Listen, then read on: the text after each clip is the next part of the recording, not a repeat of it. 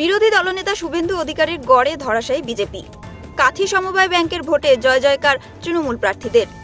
কাথি সমবায় ভোটে 108টি আসনের মধ্যে জোড়াফুল শিবির জয় পেয়েছে 101টি আসন।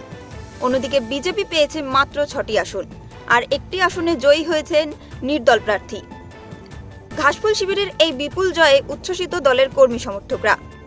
সমবায় ভোটের জয়ের পর সংবাদ মাধ্যমের মুখোমুখি হয়ে তৃণমূল বিধায়ক অখিল গিরি বলেন, এই নির্বাচনে আজকের সকাল থেকে শেয়ার হোল্ডার কর্মীদের সব একটা উন্মাদনা উৎসাহ দেখা চোখে পড়েছে।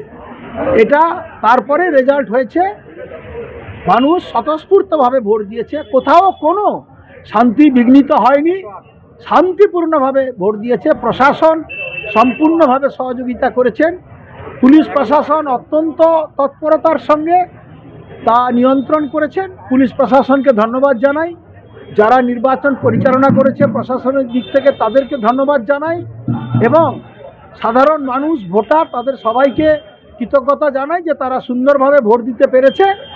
স্বাচ্ছন্দ্যে নির্ভয়ে তারা নিজেদের ভোট নিজেদের দিয়ে আমাদের দলকে, তৃণমূল কংগ্রেসের যে প্যানেল ছিল 108টা আসনের মধ্যে 101টি আসন আমরা জয়লাভ করেছি, আর বাকি আমাদের যারা বিরোধী ভারতীয় জনতা পার্টি তারা 7টি আসন জয়লাভ করেছে।